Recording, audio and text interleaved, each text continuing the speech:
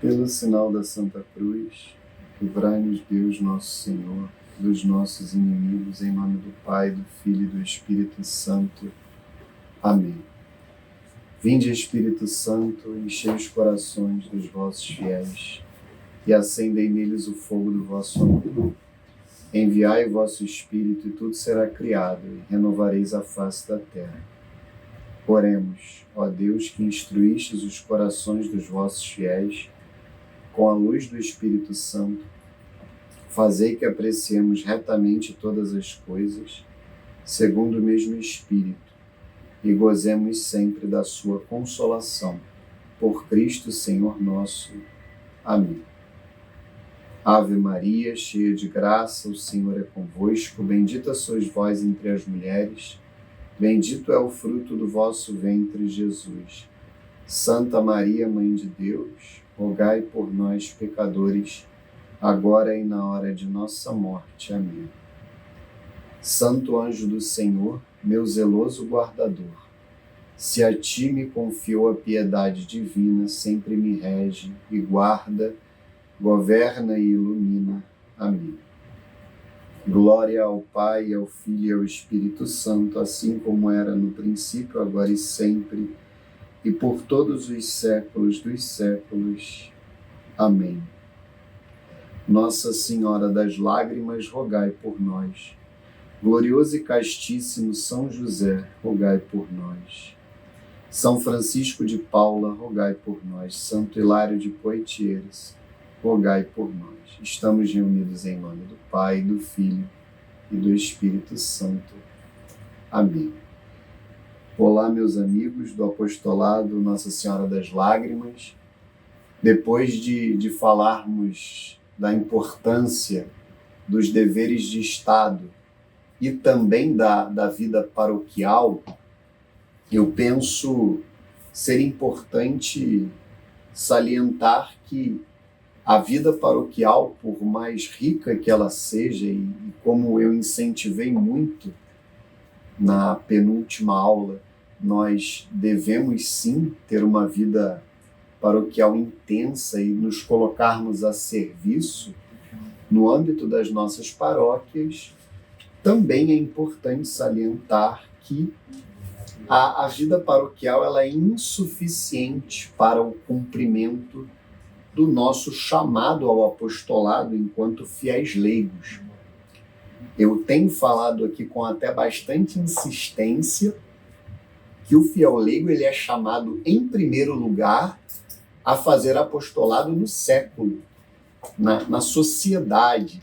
E nós não podemos perder isto de vista, sem perder também de vista a importância do apostolado que é feito na paróquia, nas comunidades eclesiais, e isso também se mostra fundamental.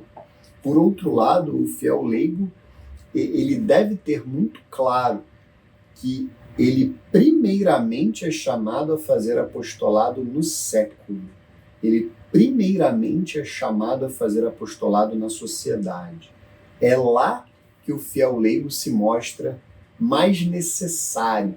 Por isso é que, mesmo depois de ressaltarmos a importância da vida paroquial para o apostolado do fiel leigo, e mais do que isso, para a própria vida, para a plenitude de uma vida católica do fiel leigo, ele tem de perceber que a vida paroquial ela é insuficiente para o cumprimento dos nossos deveres apostólicos.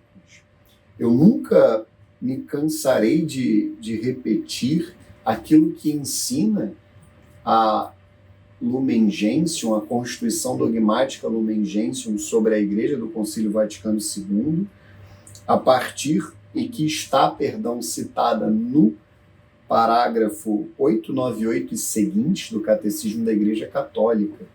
Nós devemos ler e meditar a respeito destas verdades com muita frequência e, de fato, fazermos um exame de consciência de como está o nosso apostolado, como está a nossa vida apostólica enquanto fiéis leigos. Vejam, é específico dos leigos, por sua própria vocação, procurar o reino de Deus, exercendo funções temporais e as ordenando segundo Deus. A eles, portanto, cabe de maneira especial iluminar e ordenar de tal modo todas as coisas temporais às quais estão intimamente unidos, que elas continuamente se façam segundo Cristo, cresçam e contribuam para o louvor do Criador e do Redentor. E o Catecismo vai continuar no parágrafo 899. A iniciativa dos cristãos leigos é particularmente necessária quando se trata de descobrir, de inventar meios para impregnar as realidades sociais, políticas e econômicas, com as exigências da doutrina e da vida cristãs. Esta iniciativa é um elemento normal da vida da Igreja. E São João Paulo II, em um documento que nós começaremos a estudar em breve aqui no apostolado, a exortação apostólica Christi Fidelis Lait, ele vai citar o Papa Pio XII, que em uma alocução aos cardeais, em 1946, disse o seguinte: os fiéis leigos estão na linha mais avançada da vida da Igreja. Graças a eles, a Igreja é o princípio vital da sociedade humana. Especialmente por isso, eles devem ter sempre mais clara consciência não somente de pertencerem à Igreja, mas de serem Igreja, isto é, a comunidade dos fiéis na terra sob a direção do chefe comum, o Papa, e dos bispos em comunhão com ele. Eles são a Igreja. Então, aqui eu simplesmente fiz uma recapitulação daquilo que nós já dissemos em outras aulas a respeito da nossa vocação enquanto fiéis leigos e desse chamado principal de fazermos apostolado no meio do século, no meio da sociedade. Mas o parágrafo 900 é aquele sobre o qual eu gostaria de me deter mais na aula de hoje. Ele dirá o seguinte: os leigos, como todos os fiéis, em virtude do batismo e da confirmação, são encarregados por Deus do apostolado. Portanto, eles têm a obrigação e gozam do direito, individualmente ou agrupados em associações, de trabalhar para que a mensagem divina da salvação seja conhecida e recebida por todos os homens e por toda a terra. Esta obrigação é ainda mais presente se levarmos em conta que somente por meio deles os homens podem ouvir o Evangelho e conhecer a Cristo. Nas comunidades eclesiais, a ação dos leigos é tão necessária que sem ela o apostolado dos pastores não pode, na maioria das vezes, obter seu pleno efeito. Vejam que apenas no fim, e nós já falamos sobre esta parte na aula relacionada com a vida paroquial, apenas na última frase consta o apostolado dos fiéis leigos nas comunidades eclesiais, nas paróquias, poderíamos dizer. Mas antes disso, o catecismo salienta enfaticamente a exaustão que o fiel leigo é chamado a fazer apostolado no século, na sociedade, e que ele tem não apenas um direito de fazer apostolado, ele tem um verdadeiro dever, uma obrigação, e eu chamo a atenção, individualmente ou agrupados em associações. E esse é o ponto que eu gostaria de salientar nesta aula, e talvez em uma próxima ainda vou decidir se aprofundarei mais este ponto em uma próxima aula. A primeira questão: é insuficiente, mais uma vez, é insuficiente a vida paroquial para o cumprimento do apostolado do fiel leigo. Aquele apostolado que nós fazemos nas paróquias, ele é importantíssimo, mas não cumpre totalmente a nossa vocação apostólica. E o que eu observo hoje, até mesmo na minha paróquia, com fiéis leigos valorosos, é que eles se dedicam de tal maneira ao apostolado paroquial, se dedicam de tal forma ao apostolado paroquial, ao apostolado na comunidade eclesial, que não sobra mais nada para a sociedade. não sobra mais tempo, não sobra mais criatividade. Ele nem se detém a meditar no que pode fazer no meio da sociedade, no meio do século. Ele nem se sente chamado a isso. E essa é uma grande distorção. Esse é um grande problema. O fiel leigo que cumpre pela metade ou até menos da metade do apostolado que ele é chamado a fazer. É claro que a dedicação à paróquia é belíssima, é fundamental, mas o fiel leigo ele não pode pensar que já cumpriu com a sua vocação simplesmente porque serve na paróquia em uma determinada pastoral, em um movimento, em um serviço. Ele deve ter também um olhar voltado para a sociedade e refletir sobre os seus direitos e deveres como fiel leigo católico na sociedade, no século. O que ele pode, o que ele deve fazer para levar nosso Senhor Jesus Cristo para as pessoas. Eu observo que muitos, mais uma vez, fiéis leigos valorosos, bem formados, pessoas de valor no sentido de que são boas pessoas, que têm de fato Cristo, nosso Senhor Jesus Cristo, no coração e querem levá-lo para os irmãos, mas não têm aquela consciência clara de que levar Cristo para os irmãos também engloba aqueles que estão fora das paróquias e talvez até principalmente. Como fazer para que Cristo chegue? E eu percebo que muitas vezes essas pessoas, como eu falava, além de se dedicarem de forma desordenada ao apostolado na vida paroquial, também com relação à sociedade, adotam uma postura de mera murmuração, de mera reclamação. Reclamam de tudo aquilo que vem desordenado na vida social, mas não fazem nada enquanto fiéis católicos para mudar essas realidades. E isso é um grande problema, porque se os fiéis católicos não fizerem, quem o fará?